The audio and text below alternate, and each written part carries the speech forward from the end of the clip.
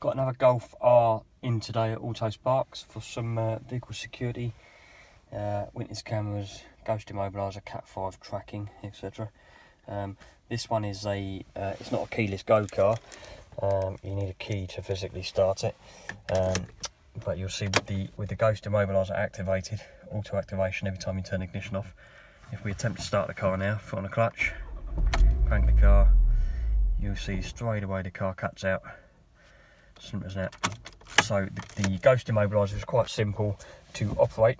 You can use a combination of existing buttons on the vehicle to deactivate it. Up to 20 button pushes. We usually use 4 because otherwise you'll be here for quite some time deactivating your immobiliser each time. But basically, I'll show you how it works. So if we turn the ignition on, I won't show you which buttons I'm pressing for obvious reasons on this car, but I'll do 1 push, 2 push, 3 push, 4 push. You'll see a couple of acknowledgement flashes on the indicators there, and then we start the car, and the car runs as normal. So there you go. If your ignition switched off after 30 seconds, the system rearms itself, and it will need the code again before the vehicle will start and run properly.